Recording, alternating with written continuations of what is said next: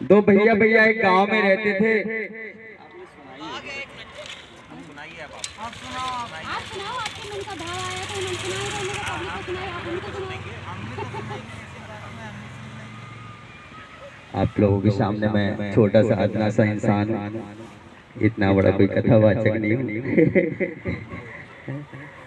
तो एक गांव की बात है, उसमें दो भैया भैया रहते थे और भैयों में इतना मित्रता थी कि एक दूसरे के बगैर वो रह नहीं सकते थे।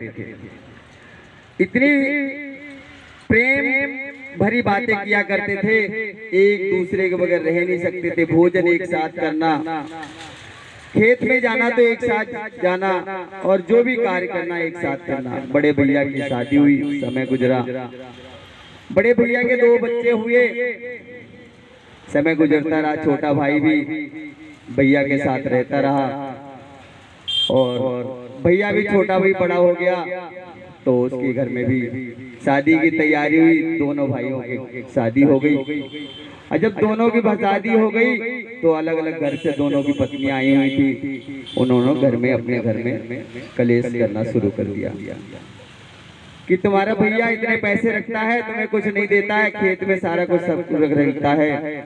उन्होंने झगड़ा शुरू कर दिया, घर में फूट डालनी शुरू कर दी। इतनी फूट पड़ी कि छोटे भैया और बड़े भैया के बच्चों में भी जहर घुल गया। ताई बोलती कि चाची तुम्हारी इतनी खराब है कि जितना भी कुछ भी भैया करते थे सारा पैसा अपने छोटे भाई पे लुटाते रहे। और चाची कहती कि तुम्हारे पिताजी जितने पैसा कमाते थे और अपने बड़े भैया को देते रहे। ऐसी परिस्थिति उत्पन्न हुई कि चाचा और भतीजे जितने भी थे, ताऊ के भी बच्चे थे, उनमें जहर का इतना बीज भर गया कि इतना उनके अंदर जहर भर गया, एक दूसरे के जान के दुश्मन हो गए। समय गुजरा, दोनों भैया भैया का बंटवारे का बारी आ गई। घर में दो हिस्से होने चाहिए। अब दोनों हिस्से होने की तैयारी हुई और भैया भैया दोनों खेत में जाके बात करने लगे कि भैया हम दोनों एक पेट से जन्मे हुए, एक साथ भोजन किया, एक साथ खाया। आप छोटे थे तो मैं आपको कंधे पे बिठा के ले जाता था और एक दूसरे गिर जाते तो हम एक दूसरे के कितनी मदद करते थे। आज दोनों घर से, ये दोनों बहनें हैं, अलग अलग घर से हैं लेकिन हैं तो बहनें ही। लेकिन क्या है कि फिर भी हमें दोनों को अलग कर रही हैं कि आप इससे नहीं मिलोगे, आप इससे नहीं मिलोगे।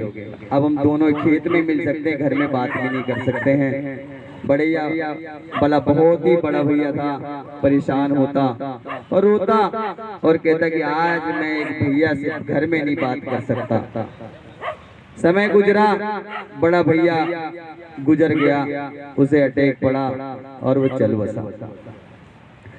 अब इधर क्या होता है, बड़े भैया की अर्थी रखी होती है, छोटे भैया जैसे ही सोचता है कि मैं अपने भैया से मिलने जाऊं, उसकी अर्थी के साथ कंधा दूं और 4 कदम उसके साथ चलूं। लेकिन उसके छोटे भाई के बच्चे क्या करते हैं, उसको एक कोठरी में, काल कोठरी में बंद कर देते हैं। बंद कर देते हैं तो बंद होने के बाद वो रोता और चिल्लाता और अपने परिवार को गालियां देता है। लेकिन उसकी पत्नी इतनी कठोर होती है, वो अपने जेठ के मरने पे भी जाने नहीं देती और ना अपने बच्चों को जाने देती है। 13 दिन गुजरते हैं और जब 13वीं की तैयारी होती है, सब 13वीं के खा के चले जाते हैं तो उसको लास्ट में खोला जाता है। जब गांव के होते हैं ना, गांव के जो बात को खाने वाले होते हैं, जो बैठ के खाते हैं, तो वो लोग आए और खा रहे थे। तो भैया जब छोटा वाला वो छूटा, उससे कुंडी खोली, अब तो सब गांव के 13वीं खत्म होगी, अब कहाँ जाएगा। तो वो जब घर से निकला और सीधा सीधा जाके गया कि जहाँ की नाली बहती है ना घर की, वहाँ पे जब गांव के लोग बैठते हैं, लास्ट में जो बैठते हैं ना पंगत, सबसे बाद में गांव के लोग बैठते हैं, तो वो खैर नाली के पास बैठे जहाँ चप्पल जूते रखे जाते हैं, वहाँ पे बैठ गया जाके। और जैसे ही बैठा तो एक पंगत में पत्तल लेके घर से इंसान आया और वो देखा कि आपके चाचा बैठे हुए हैं। आपके गया, दौड़ा दौड़ा गया कि अरे नालायकों, तुम्हारा चाचा जहाँ गांव की पंगत बैठती लास्ट में है और चप्पलों के ऊपर बैठ के भोजन करने आया हुआ है 13वीं। बोला कि चाचा जैसे ही भतीजों को पता चला कि चाचा आए हुए हैं और भतीजे दौड़े दौड़े आए चाचा के चरणों में गिरे, चाचा मैंने ऐसी क्या गलती की थी जो आप पापा के मरने पे भी नहीं आए, अर्थी के साथ में गए, न शमशान घाट गए। तो बोला कि भैया मैं किस लिए नहीं गया, आपकी चाची ने मुझे और आपके भाइयों ने मुझे बंद करके रखा हुआ था, लेकिन आप जैसे ही मौका मिला मैं आया हूँ। और बोला कि ठीक है जी। भतीजे अपने अंदर ले गए और चरणों में गिर पड़े कि चाचा मुझसे कोई गलती हुई तो क्षमा करना, मैं अब आपका ही परिवार का सदस्य हूँ, मेरे पिताजी ने, आप ही मेरे पिताजी के समान हैं, मुझसे जो गलती हुई माफ करना, लेकिन बताओ जी आप आए क्यों नहीं। बोला कि फिर वही बात बोले कि चाची ने आपके आने नहीं दिया और आपके भैयों ने नहीं आने। लेकिन मैं एक बात कहना चाहता हूँ, आप अगर मानोगे तो आप मैं आपको जो कहोगे करने को तैयार है। बोला कि चाचा, बोला कि आप दो भाई आप हो, तीन मेरे हैं और तीनों आज एक हो जाओ। बोला कि चाचा जो कहोगे मैं अपना सिर कटवा लूंगा, आप कहोगे जैसा कहोगे मैं वैसे ही कर लूंगा। दोनों बड़े भाई के बच्चे अपने चाचा के घर गए और अब छोटे भाइयों के चरणों में गिर गए। बोला कि मुझे माफ कर दो भैया। जब चाचा बोला अरे नालायकों, तुम्हारे बड़े भैया हैं, वो तुम्हारे सिर रख रहे चरणों में, इन्हें गले लगाओ और आज एक हो जाओ।